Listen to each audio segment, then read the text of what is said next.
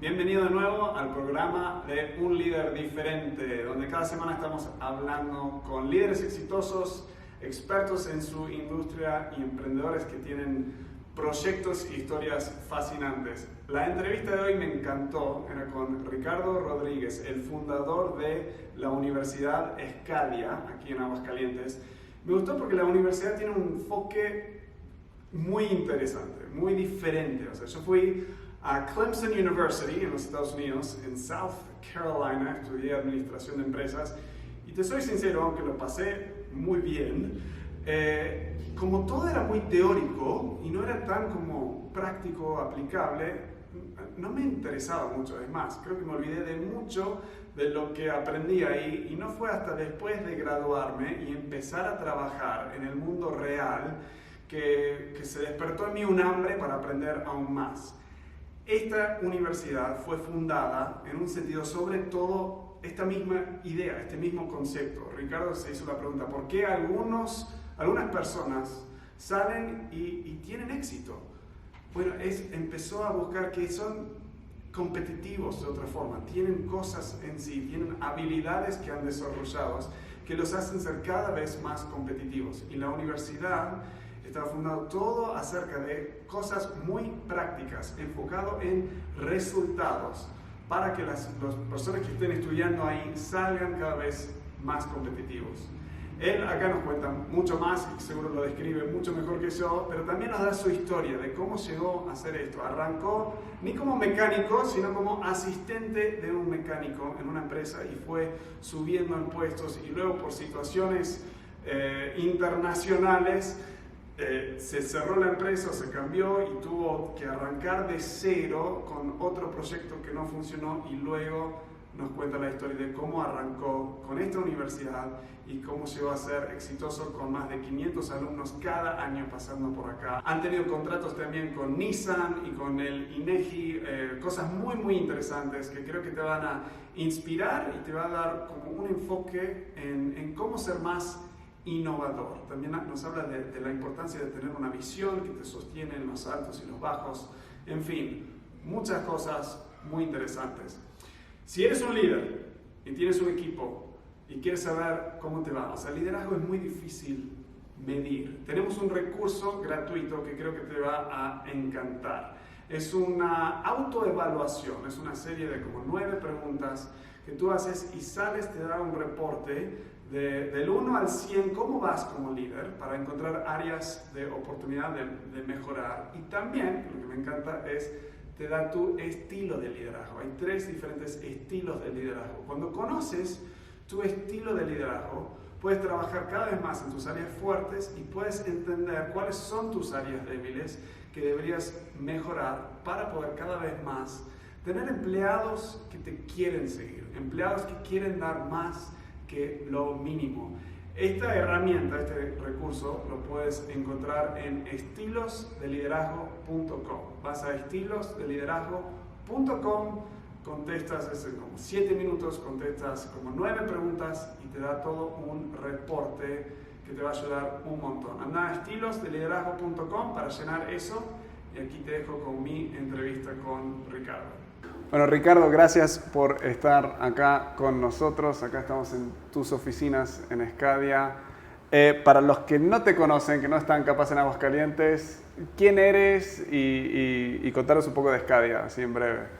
Bueno, pues antes que nada, muchas gracias, Walt, por esta invitación y con mucho gusto.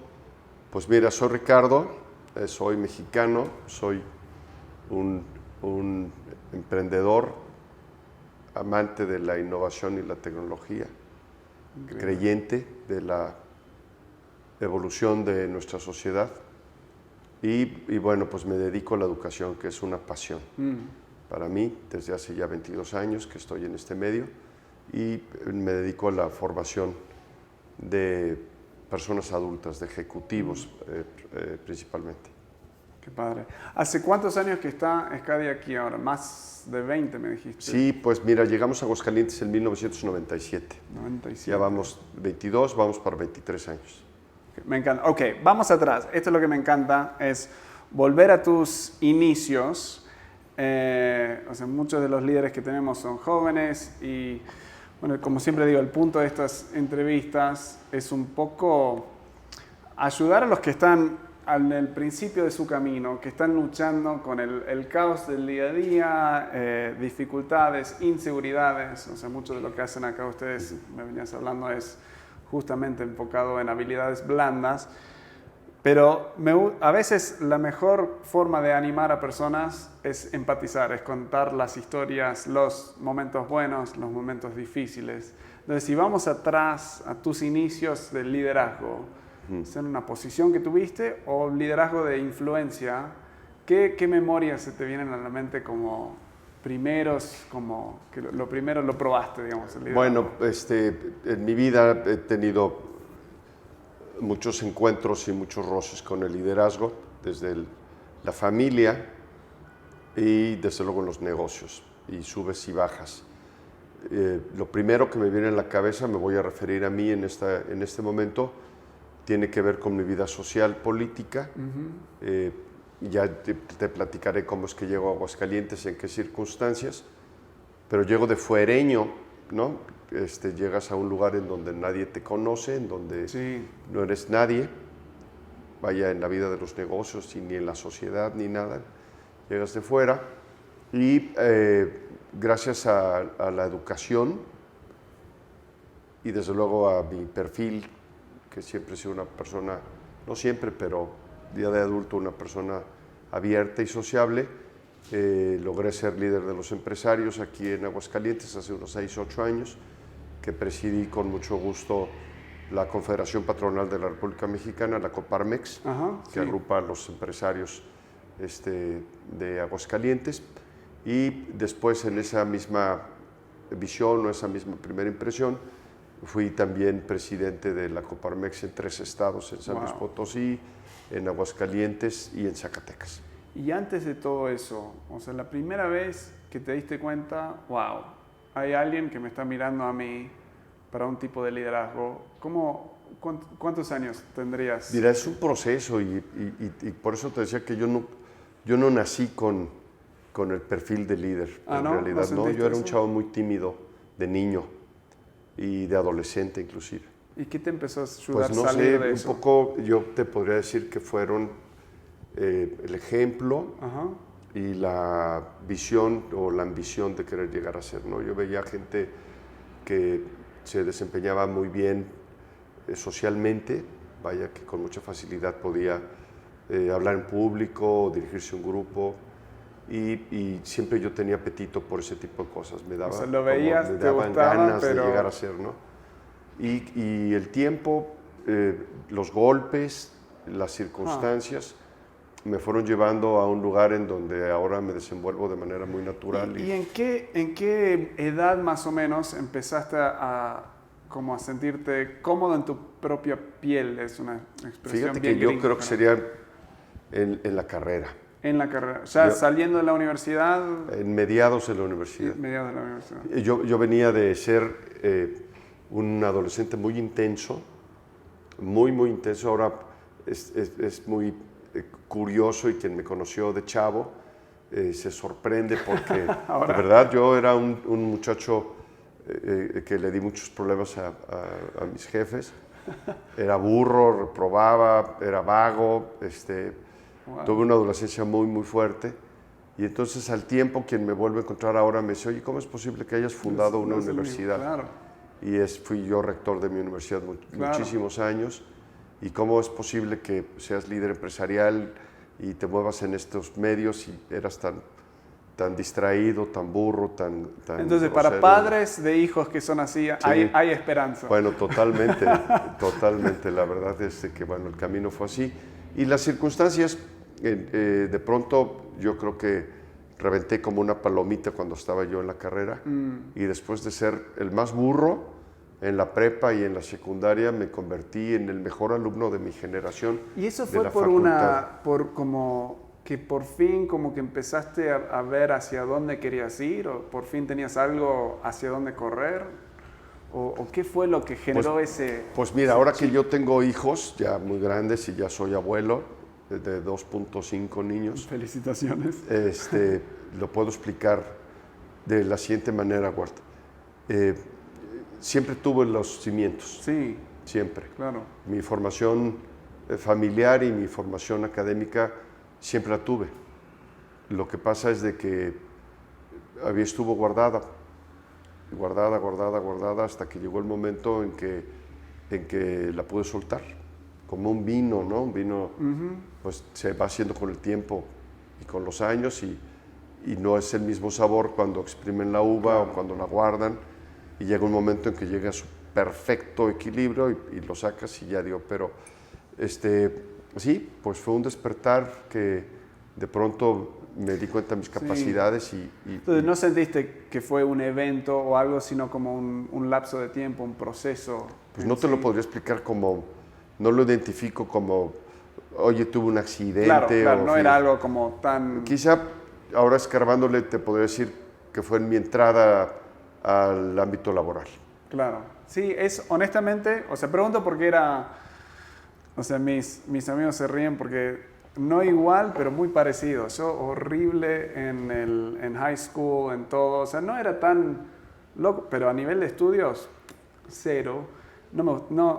Terminé la universidad casi sin haber leído un libro y me caso a los ya 25 años y no sé qué pasó, de nuevo empecé a trabajar, empecé a, no sé, invertir en otras personas y de un día para el otro empecé a como leer, o sea, ahora los que ven el canal hay como libros atrás, o sea, los he leído todo y como que mi problema ahora es no comprar demasiados libros, pero no, sí, pues estoy igual. Es ese proceso, creo que como que empezás a descubrir tu talento, lo que, o sea, no sé, es difícil como señalar exactamente.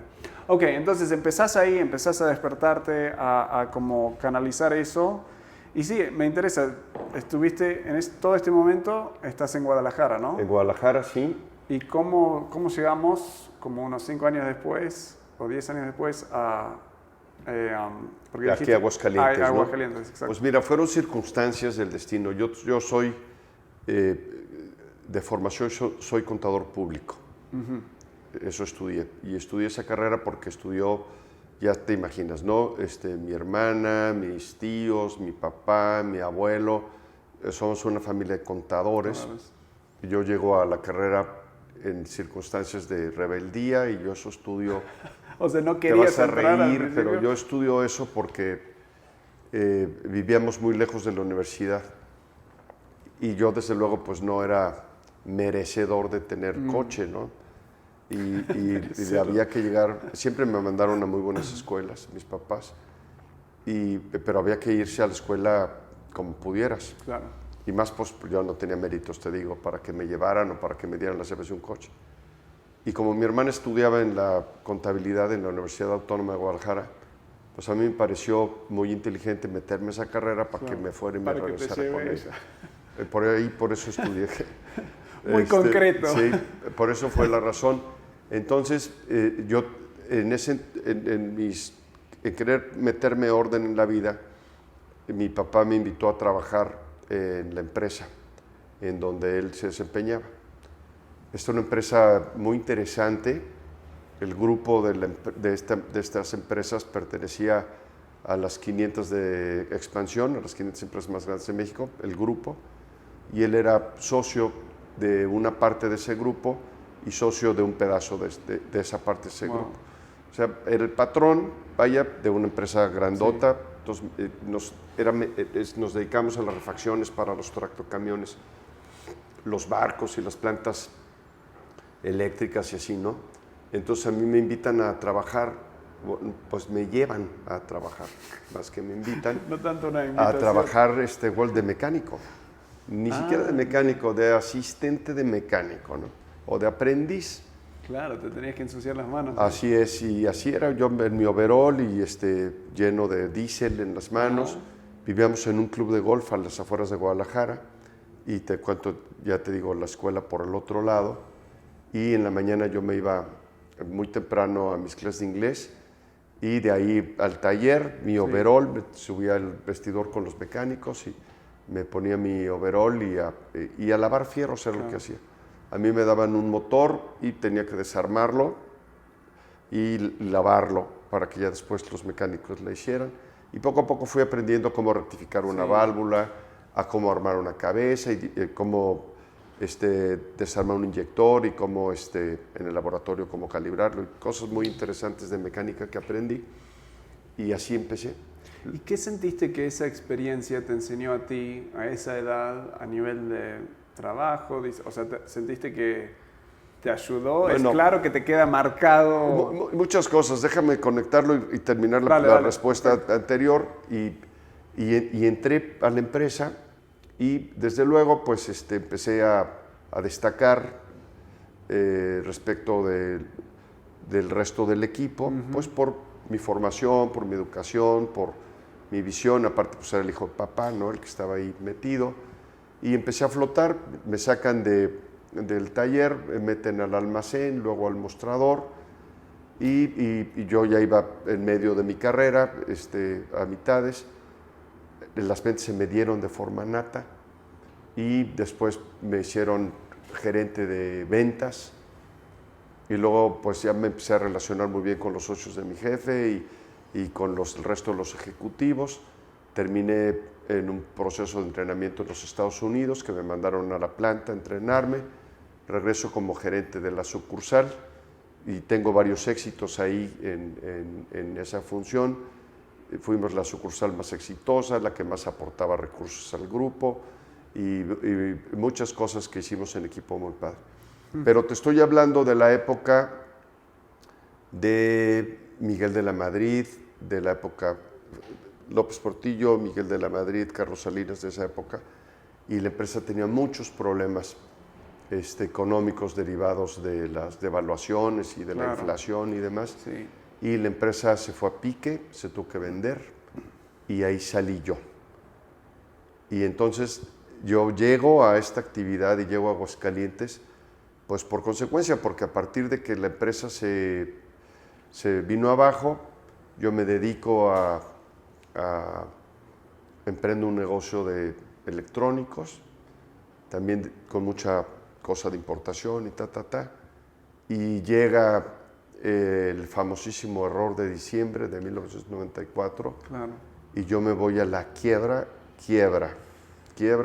de estar en una circunstancia muy, muy difícil, en donde ni para comer había, ¿no? Wow. Yo tenía en ese momento 3 hijos y chiquitos. Sí, ¿qué edades iba así? Y bueno, fue una época muy, muy dura, y caigo en el tema académico por total circunstancia, y bueno, luego le continúo en la historia cómo es que mudo para acá, pero bueno, de ahí vengo, ¿no? De ser un chavo rebelde, de meterme a trabajar con papá, de ser muy exitoso. Subida y luego de nuevo y las crisis económicas nos llevaron a una situación muy, muy dolorosa. En esos momentos, bueno, primero cuando te jalan y estás arrancando como asistente de mecánico, ¿te gustaba ir al trabajo? ¿Te era difícil? ¿Qué sentías en ese momento? No, me gustaba mucho, fíjate. Sí. Y ahora regresando a la segunda pregunta, ¿qué aprendí de eso? Pues muchísimo.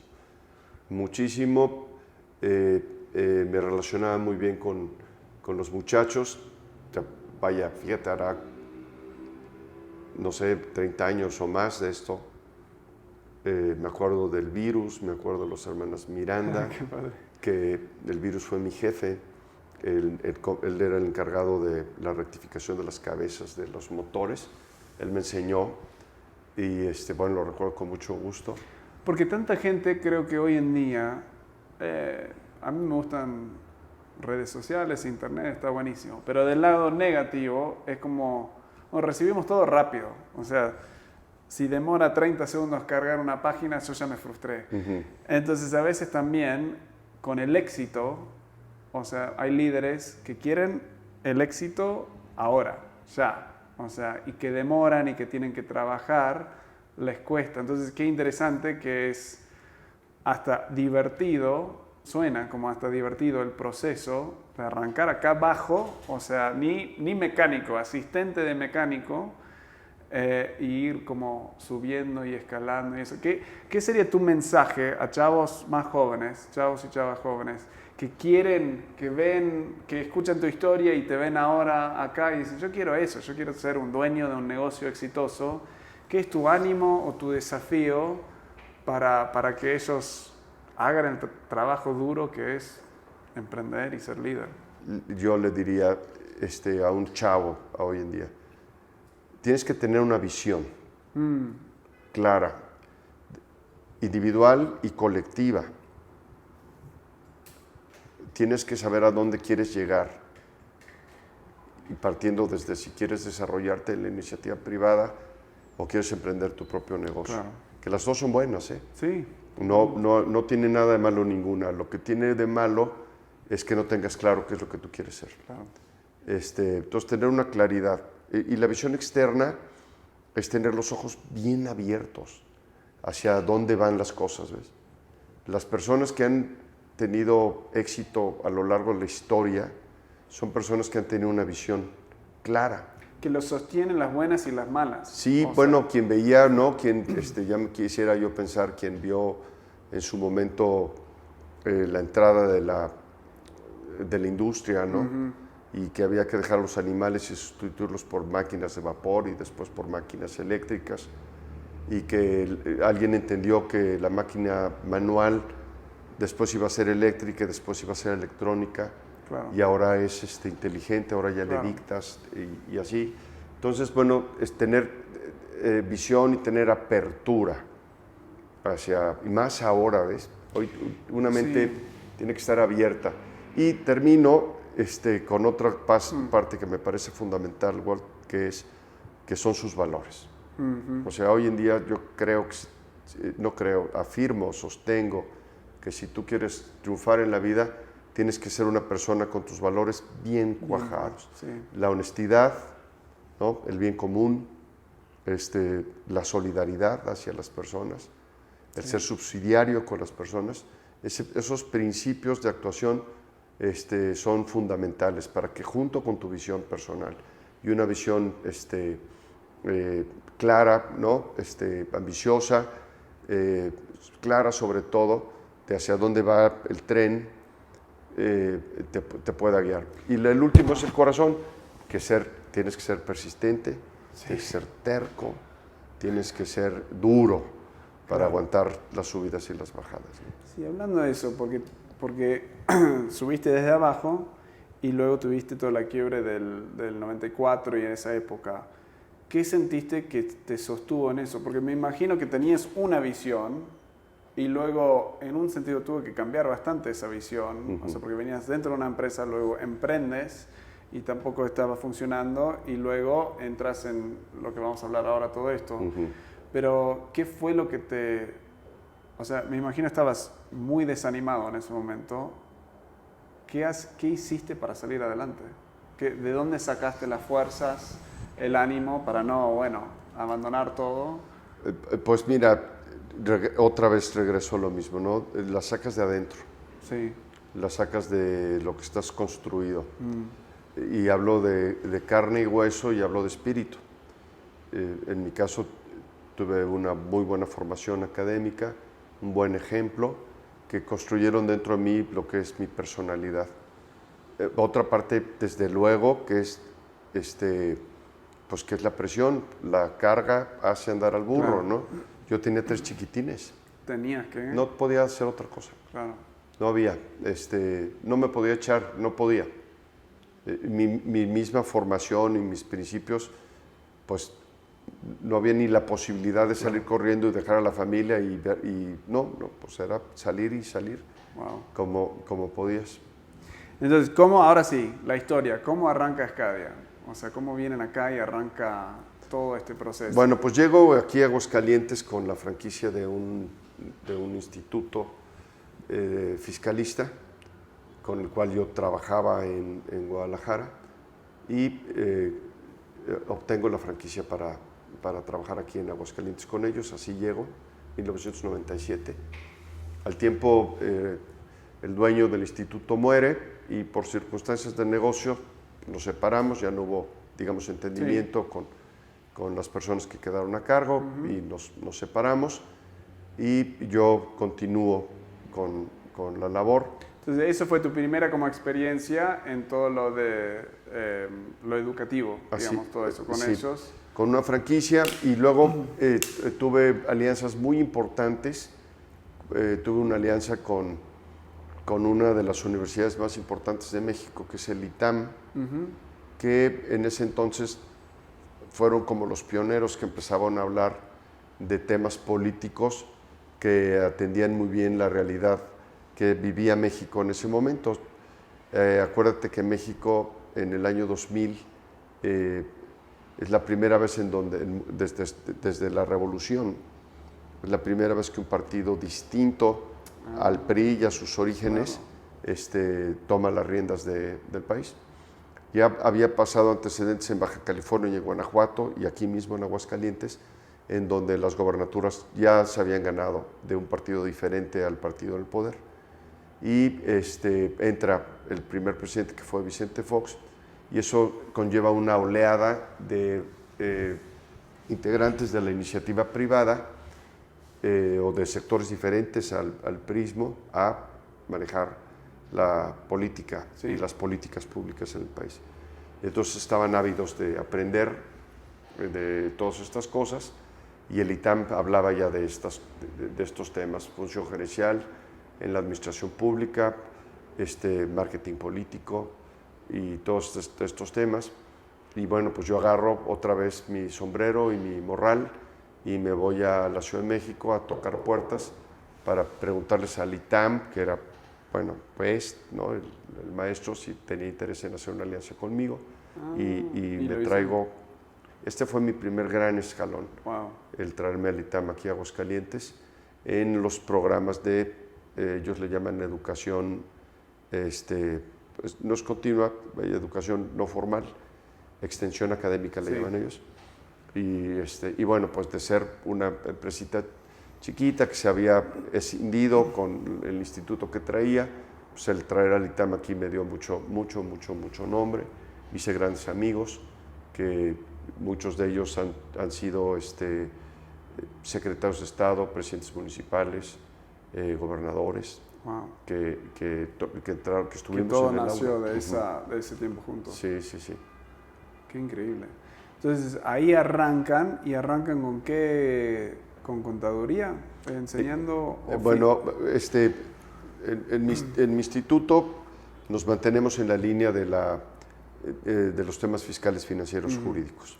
En esa época. Era nuestro core business, era eso. Y paralelo traíamos al ITAM. Al tiempo desaparece ya el apetito por los temas, por cuestiones lógicas. Te cuento que empezaron a traer diferentes fenómenos económicos otra vez, el 2004, el 2007, el 2008, problemas internos, programas externos. ¿Qué te puedo decir? Que yo durante toda mi vida estuve nadando siempre en una marea con problemas macroeconómicos que me afectaban.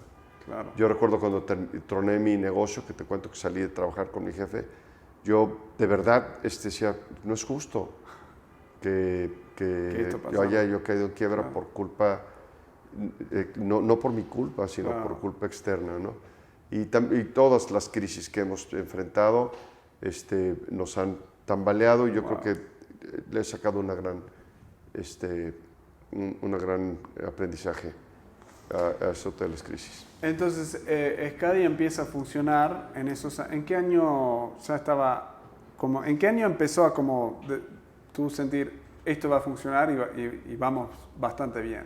Bueno, siempre tuve fe, entramos con el pie derecho, y luego empezó a subir y a bajar por todas las cosas que te cuento. En 2000,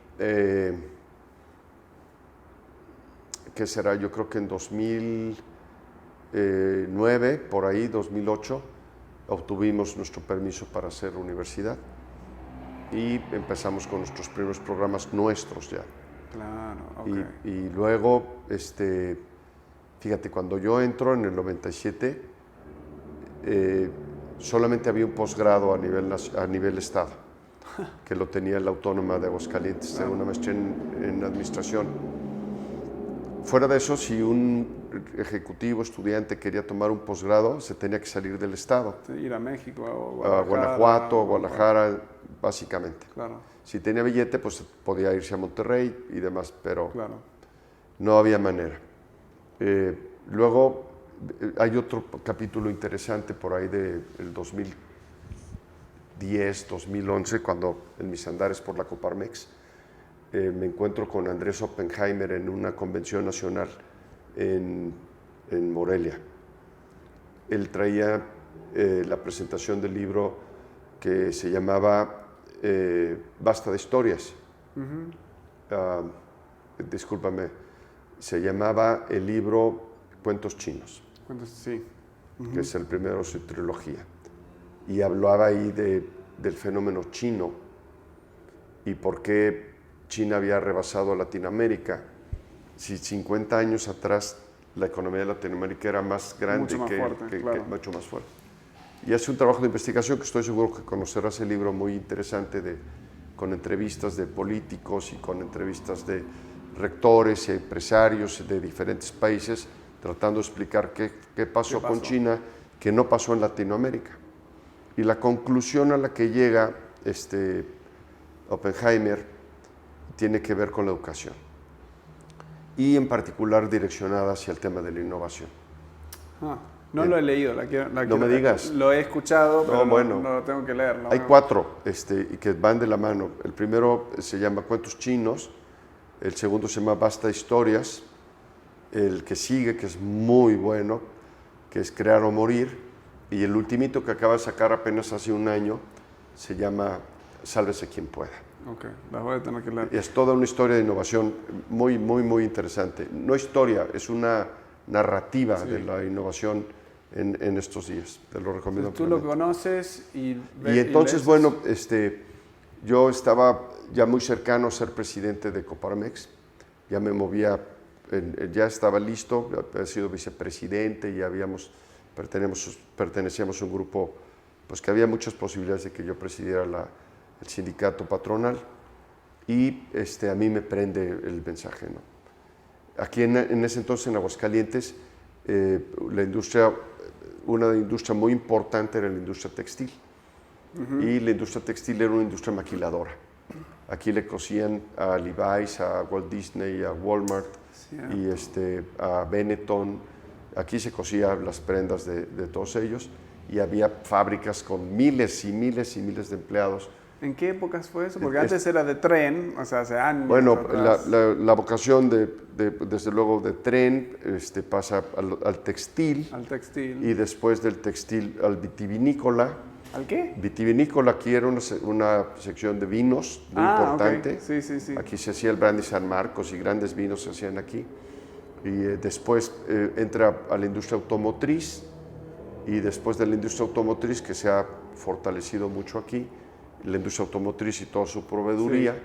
Esa es la que conozco, eso que regresa a la industria textil maquiladora, porque antes eran los hilados y todos estos manteles y demás, pero viene la industria maquiladora de manera muy importante.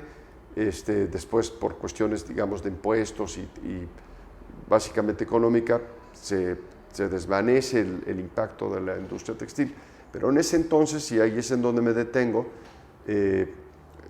saca Oppenheimer una playera tipo polo de Chemis Lacoste. Dice, a ver, muchachos, ¿cuánto vale esta playera en un centro comercial? No, bueno, pues hoy en día, ¿qué te gusta? Que cueste 1,200 pesos, ¿no? 1,500, depende de dónde la compres y en qué temporada, ¿no?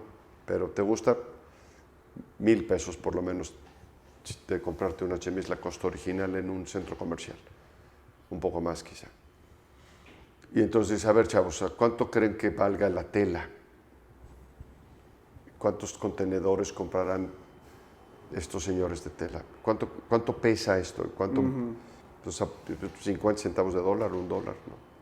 ¿Y cuánto creen que valga coserla? Cortarla y coserla. Pues otro $0.50 o $1, que es lo que le pagaban al maquilador. Entonces va sacando las cuentas y no llega a $5, o sea, 100 pesos, menos, no llega a $3, lo que cuesta el costo de producir una prenda de estas, ¿no? ¿Y cuánto vale en el mercado? 1,500 pesos. La diferencia es enorme. Se la lleva el dueño de la marca. el que inventó el color, el que hizo el diseño y que tiene es dueño de la marca. Ahí está el billete. Y ya saca estadísticas de cuántas patentes se registran en las diferentes partes del mundo y la estadística decía, voy rápido en esto, del 100% de patentes que se registran al año, solamente el 2% se registran en Latinoamérica. De ese 2%, el 1% se lo lleva a Brasil solito. Claro. Del otro 1% le queda medio punto a México. O sea, ya te estoy hablando de la mitad del 1%. Claro. De esa mitad, el 80% lo hace la UNAM y de lo que queda, más del 90% lo hacen las empresas extranjeras. O sea, en México no se innova. O sea, El empresario mexicano no es un país innovador. Es un país pues, que se dedica al sector primario o maquilan, ¿no? Coches y demás, pero como si no innova. Y entonces ahí se me prendió el foco, ¿ves? claro. Y dije, por aquí vamos, por aquí tenemos que ir. Y cuando llego a presidir Coparmex, lo primero que hago es formar un programa de formación en innovación y creatividad para los empresarios aquí en México, aquí en Aguascalientes, con expositores de Estados Unidos, de Monterrey, de México, ya sabes, de Silicon Valley. Estoy hablando de esos 8 o 10 años, padrísimo. Y en ese momento decido reinventar mi negocio. Okay. Ahí lo decido reinventar. Y adecuamos el nombre, las instalaciones. ¿Qué era el nombre antes? Antes se llamaba Instituto Posgrados y Especialidades, IPES. Ok. Entonces, y ahora es Instituto Scadia. Pero Scadia es... Scadia es la composición, la palabra, son 2 palabras que tienen que ver con nuestra misión. Okay. Porque toda esta innovación nosotros tendríamos que encontrar una oferta de valor realmente atractiva para nuestro mercado.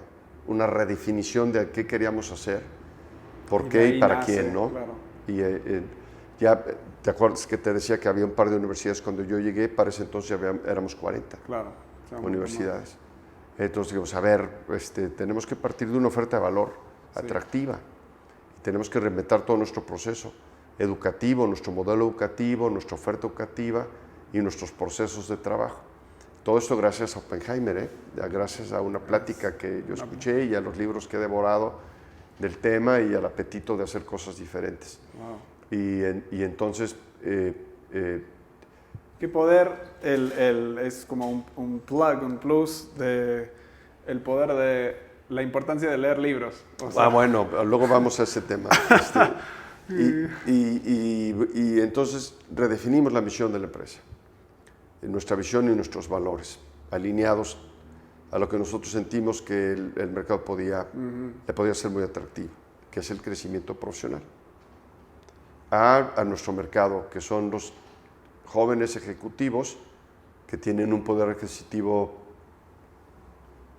que no pueden ir al TEC de Monterrey, claro. o que no pueden ir a la Panamericana, o a estudiar en el extranjero. Pero son chavos que les gira, pero no tienen los medios para tomar una buena decisión. Entonces decidimos ponernos en ese nicho del mercado y ofrecer una muy buena calidad en nuestros programas educativos a un precio bien accesible para ellos. Qué madre. Y en un formato. Pero bueno, estamos en el tema de Scadia. Entonces, bueno, nuestra misión es desarrollar a la persona para su crecimiento profesional. Eso es lo que nosotros hacemos, contribuir para que tú puedas crecer. Y Scadia significa escalar y Dia significa estudia. Es la combinación de escala y estudia. O estudia y escala. Y el logotipo, el isotipo, como verás, es una escalera que va hacia arriba. Es interesante que ese primer valor o objetivo de ayudarlos en su desarrollo, o sea, para que puedan ser profesionales, es justamente cuando en tu vida hiciste clic. Doy el giro y a ver, nosotros partimos de una realidad, ¿no? Las universidades tradicionales y las no tradicionales han estado históricamente desalineadas a la realidad laboral. Claro. Cada vez van cerrando la brecha, pero es cierto que un chavo que egresa de una universidad no contiene las competencias que el sector laboral requiere para hacerlo. Entonces, el chavo históricamente ha batallado para poder encontrar trabajo. Y cuando lo encuentra, el trabajo, él es mal pagado. ¿Por qué? Pues porque no le sirve a la empresa. Y la empresa lo tiene que enseñar. Entonces, al chavo lo explotan 3, 4 años de su vida. Sí. Porque entra sin... Porque de hecho lo están enseñando. Sí, le están arrancando de cero. Y nosotros hicimos un estudio bien interesante y bien serio en donde determinamos, a ver, vamos a establecer cuánto debe de ganar una persona para poder mantener una familia con 2 hijos que puedan asistir a un colegio particular sin ser el más caro, Claro. que puedan pagar la hipoteca de una casa Normal, sencilla. sencilla, digamos, honorable,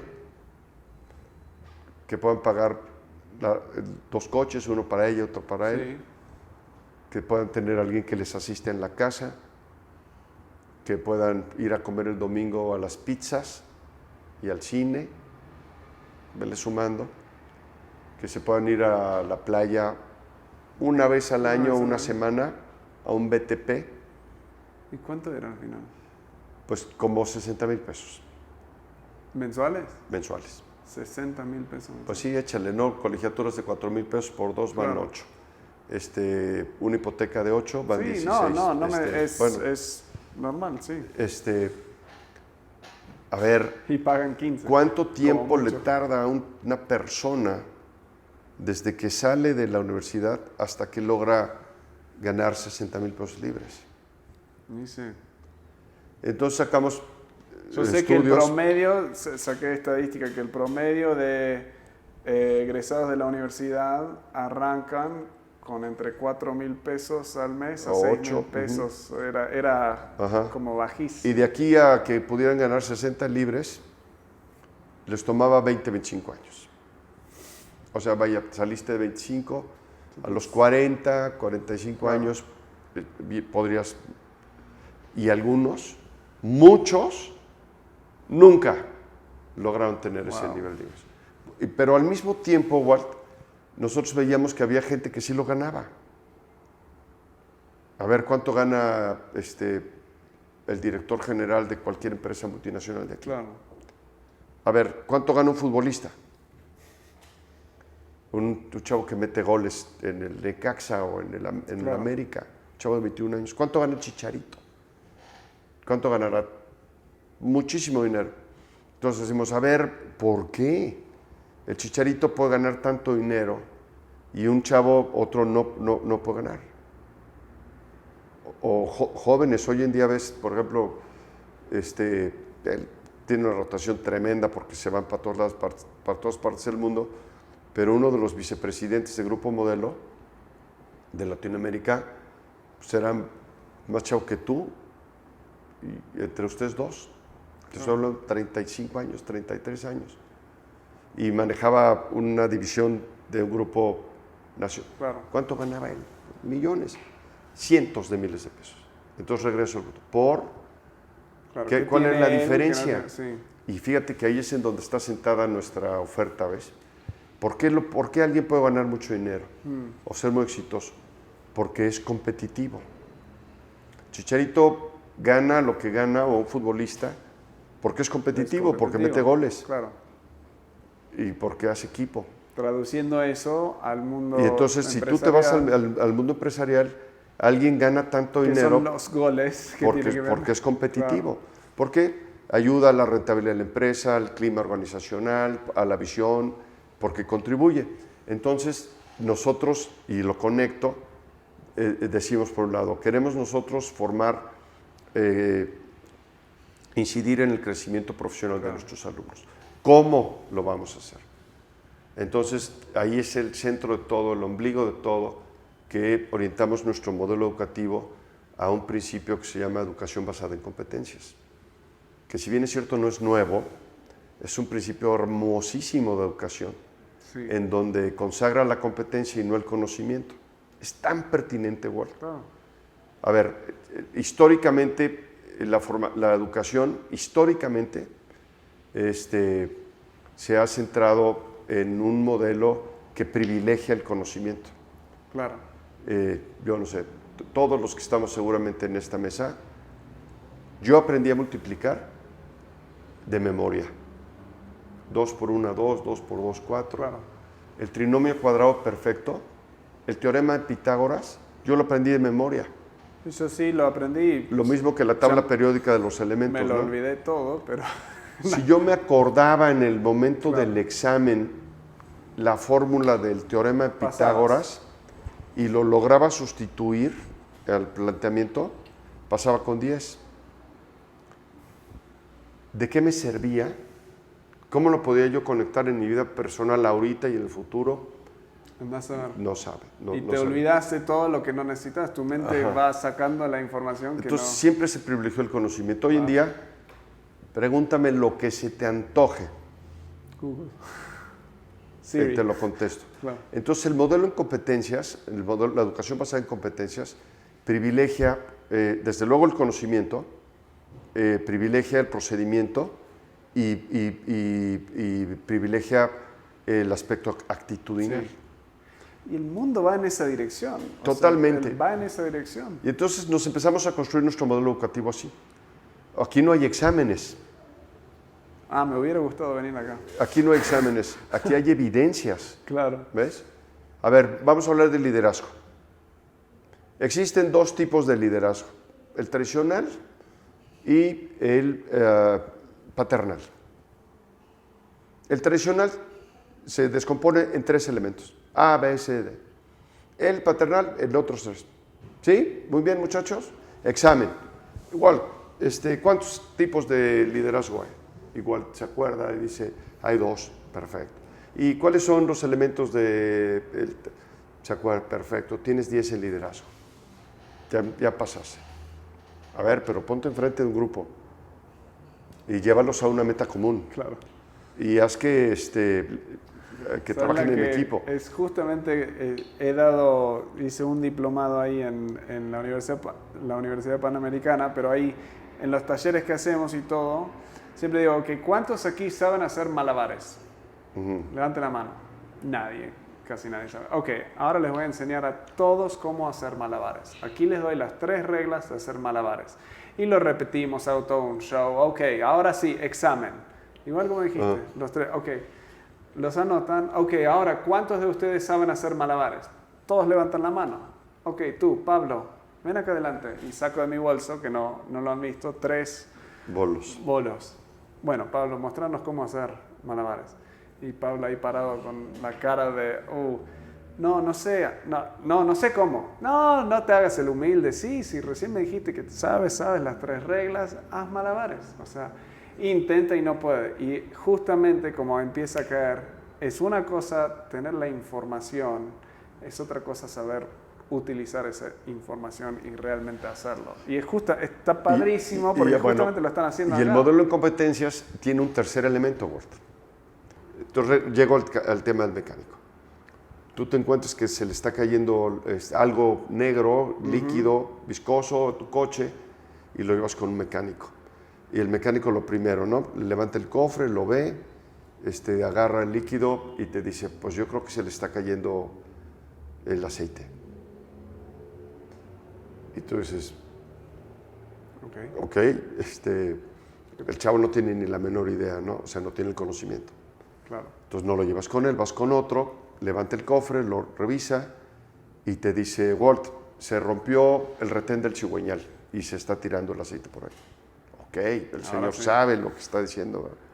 Y le dices, oye, ¿qué será que me lo puedes arreglar? Fíjate que no, Walt. Porque no tengo la herramienta, Claro. ni nunca he arreglado esa marca. Pero tienes eso, o sea, el señor Claro, sabía, te acercó. pero no sabía hacer. Claro. Y bueno, vas con el tercero, te hace el mismo diagnóstico, le preguntas si te lo puedo arreglar, te dice, claro que sí. Yo fui gerente de servicio de la marca, de esa misma marca, y hoy día vienen a preguntarme, y tengo la maquinaria, tengo todo. Se lo dejas. Y cuando me lo tienes, precisamente el sábado. Entonces llegas muy contento el sábado, y el sábado ¿qué crees? Que el taller está cerrado. Y entonces regresas el lunes y te encuentras al maestro, tu coche intacto como lo dejaste, y el maestro se te queda viendo como que no te conoce. Le dices, hoy vengo por mi coche. ¿Cuál coche? Pues para no te la hago larga, tienes que regresar 3, 4 veces. Al final lo recoges, está bien arreglado el coche, pero está sucio de la vestidura porque se subieron del volante, te ordeñaron la gasolina y te cobró 10,000 pesos por arreglarlo. ¿Qué pasaba con este señor? Sabía hacer, pero no tenía las actitudes necesarias que debe tener un mecánico ni los valores. ¿Como cuáles? Como la honestidad, como la puntualidad y como el espíritu de servicio. Comunicación, o sea, todo. Entonces, un mecánico hoy en día que sabe hacer, pero además es honesto, es puntual, tiene espíritu de servicio, es un mecánico competente, que tiene cola de gente que quiere que le arregle su coche. Sí. Entonces, regreso y cierro pues la idea. Una persona competente, un mecánico, un ejecutivo, un futbolista, un papá, un esposo competente, son aquellas personas que contienen los conoceres, los haceres y las acciones que se requieren para desempeñar. Entonces, nuestro modelo educativo está basado en eso. Tienes que ver desde cómo se diseña un programa. El programa se diseña en una metodología del Ministerio de Educación de Canadá, que traducida al español es análisis de la situación de trabajo.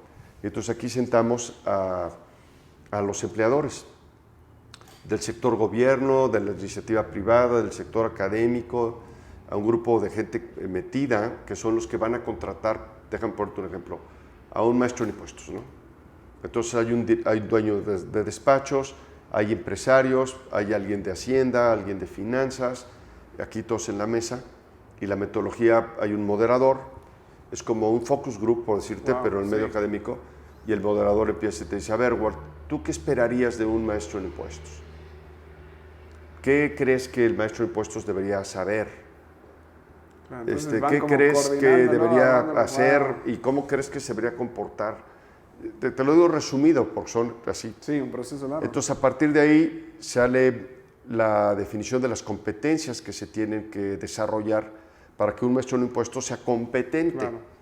Y luego ya nuestros académicos las desdoblan en una tira de materias, en un conjunto de temas y subtemas, actividades de aprendizaje, modelos de evaluación, generación de evidencias, para asegurarnos de que al final de la carrera el maestro en impuestos contiene las competencias que el sector laboral pide. Ok, se nos está yendo volando el tiempo, entonces quiero saber, para personas que quieren, quizás los convenciste, jóvenes que dicen yo necesito eso, o sea, ¿qué opciones tienen? Porque me hablaste un poco antes de arrancar de presencial, en línea y opciones que están teniendo a futuro. ¿Qué sugerís a personas que están investigando y todo eso? Porque tienen como un poco de todo. Tienen administración, contabilidad, derecho, desarrollo gerencial, finanzas. O sea, tienen varios niveles y viene todo lo blando también. Alguien que quiera arrancar, ¿qué le recomendás? O sea, ¿por dónde meterse? Bueno, aquí voy a echar un comercial. Por favor, no, es justamente... ¿Qué pasa con un modelo educativo tradicional o con un programa educativo tradicional? Vamos a suponer que quieres estudiar impuestos, ¿no? Entonces tienes diferentes opciones en donde vas a buscar los contenidos y escoges la que mejor combina el interés y la costo-beneficio. Pero el programa que escogiste, quizá hay un par de materias que no te interesan. Claro. ¿No? A lo mejor hay comercio exterior y a ti no te interesa porque tú estás metido en otro ambiente. Pero si quieres obtener tu grado, pues tienes que tomar, ¿no? Nunca estorba el conocimiento. Pero lo que voy es de que universalmente la educación es muy rígida. Sí. Hoy en día se requiere otro tipo de cosas. El modelo educativo del Instituto Scadia es un modelo que le llamamos modular. Entonces, una maestría está compuesta por 2 especialidades. Y nosotros tenemos ahorita 9 especialidades diferentes que tú puedes escoger. Administración, liderazgo, talento humano, derecho, impuestos. Son 9 las especialidades que tenemos.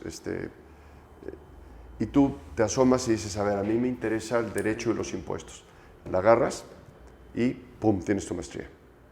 O no, a mí me interesa los impuestos, pero las finanzas también. Claro. Entonces tú armas tu maestría con las cosas que a ti te interesan.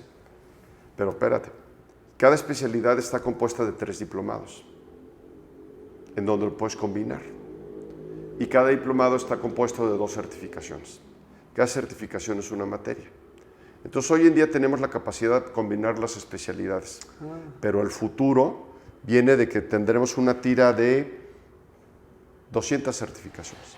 Claro, y puedes ir. Y tú dices, tú necesitas, para tener el grado de maestro, tú necesitas, son 2 por 3 son 6, tú necesitas 12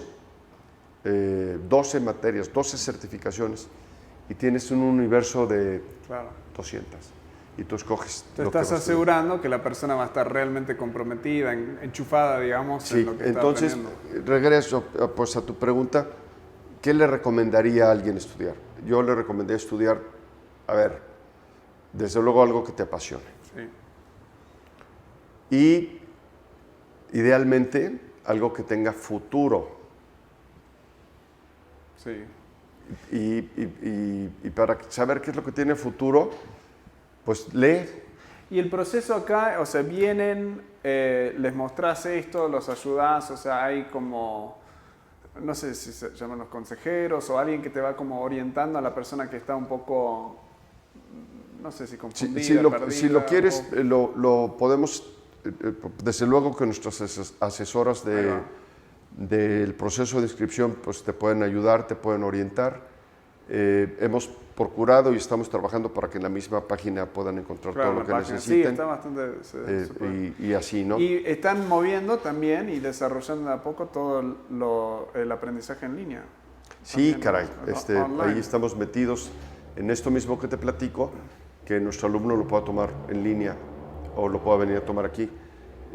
Tendría que vivir en Aguascalientes para tomarlo aquí. Claro. Entonces, pues una de las tendencias, hay números te vas de espaldas de cómo la educación en línea es uno de los sectores que ha crecido más en el mundo en porcentual y desde luego México está metido. Cifras que tenemos de la NUYES en el sector negocios y contabilidad han crecido más de 15 puntos en 6 meses. Sí. Wow. Cuando el país hoy en día está creciendo a tasa cero, la educación en línea de posgrados está creciendo bruto, de manera o sea, cada vez más, las herramientas son más posibles, más accesibles, tu aprendizaje es mayor y demás, estudiar en línea lo haces en el momento que tú puedes y que tú quieres y lo que te llevas es mucho más, desde mi perspectiva, que lo que te llevas cuando estás sentado enfrente a clase. ¿Cuántos alumnos en promedio están educando cada año? Digamos, pasan por aquí en línea y acá cada año. Estaremos nosotros, históricamente tenemos más de 7,000 alumnos egresados y deberemos tener un promedio alrededor de los 500 alumnos anuales. Wow. Más o menos. Qué increíble. Ok, si pudieras...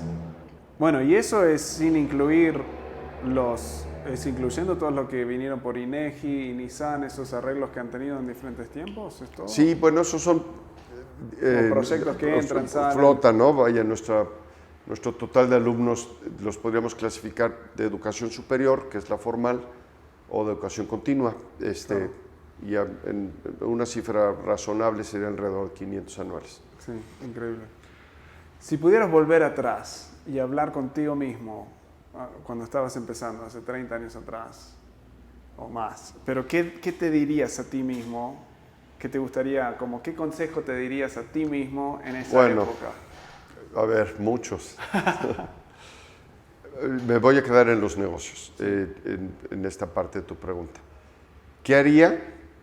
Yo establecería o formalizaría un proceso de minería de datos. Eso haría. Eso haría. ¿Qué significa eso? Bueno, pues mira, la tendencia ahora tiene que ver con la inteligencia artificial, Sí. tiene que ver con el Big Data. Tú ve a Google hoy en día, ¿no? Sí. ¿Qué es Google? Pues Google es un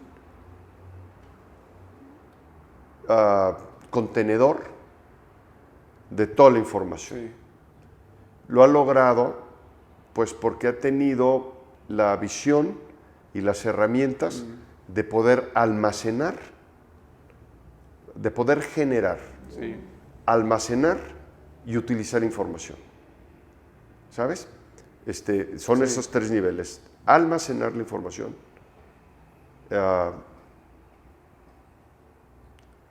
utilizar la información y sacarle provecho a eso. Claro.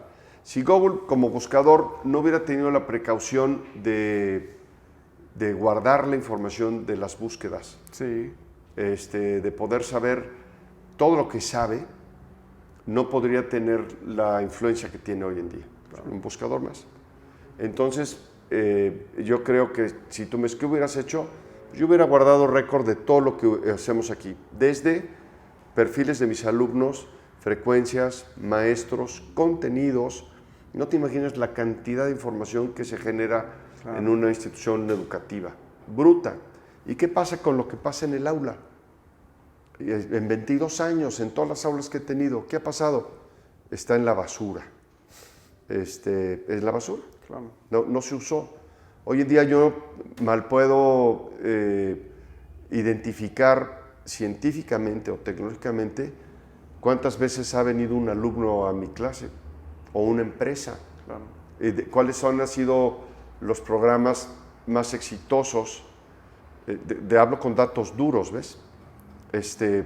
Entonces, yo, si regresara 30 años, hubiera adoptado un proceso de minería, de almacenamiento, de utilización de información. Cuantificándolo, todo eso. Sería otra película hoy en día. Increíble. Otra película. Pero bueno, no lo veíamos, ¿no? Entonces no teníamos esa visión. Y como un último consejo que le darías a líderes jóvenes que están recién arrancando, viendo tu vida y todo lo que has hecho, ¿qué sería como tu consejo de partida para personas recién, a nivel de liderazgo, habilidades blandas, o sea, cómo ser un líder efectivo, cómo ser un líder exitoso? ¿Qué es una cosa que para ti es la más importante? Pues una está difícil, ¿verdad? Pero yo diría, te tienes que inspirar, ¿sabes? El liderazgo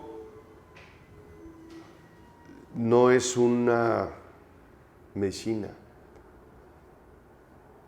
El liderazgo es una energía que te debes de contagiar. Y para contagiarte, una vez contagiado, se escurren otros conceptos tales como entender, aprender, emprender y demás, ¿no? Sí, pero tienes que tener esa pasión, te tienes que esa contagiar. inspiración. Te tienes que contagiar. Déjame ligar las dos palabras que para mí están muy pegadas ahora, que pues, la innovación, ¿no? Junto con el liderazgo. ¿Cómo puedo ser innovador? ¿O cómo puedo ser emprendedor? ¿O cómo puedo ser un buen líder? Sí. Yo diría al joven, te tienes que inspirar para hacerlo. ¿Y cómo te inspiras? Bueno, pues si fueras un artista, te inspiras en un estado ideal, ¿no? Quisiera pensar quizá la música, el ambiente, el campo. Hay quien le gusta salir a caminar, o sabemos de que Queen, cuando hizo Rhapsody de Bohemia, los encerraron en un granjero, Sí. en una granja para que estuvieran lejos de distracciones y pudieran inspirarse. Para mí, para bajar el concepto, yo le diría al joven, tienes que documentarte, tienes que leer para inspirarte. Sí, ver las historias de otros, Sí, ver más. sí, sí. La lectura es un gran elemento y desde luego todo lo que hay alrededor del aprendizaje, ¿ves? Sí. No quisiera echarme un tercer comercial, ¿verdad? Pero es alrededor de la formación, Sí. como tú te inspiras. No, sí. Si tú te sientas en un aula y ves a un señor que está enfrente de ti, hablándote de algo, te inspira, ¿ves? O si vas a un evento, o a veces te inspiras de tus compañeros, Sí. o del caso práctico que estudiaste en la clase. O bien, si eres autodidacta o te gusta la lectura, hay cantidad de literatura pública, vaya sin costo, Sí. que puedes tener, y elementos, vaya podcast y videos y cualquier cantidad de cosas que hoy en día tienes capacidad de tener. Totalmente. Para que tú te inspires. Porque por más que tú aprendas, sabes, en el aula y demás, técnicas de liderazgo y todo esto que no estorban, si tú no estás inspirado, Claro. difícilmente vas a poder tocar la pieza con la misma destreza que si lo hicieras cuando estás motivado y estás inspirado. Tienes toda la razón. Bueno, Ricardo, gracias No, hombre, por pues, tiempo.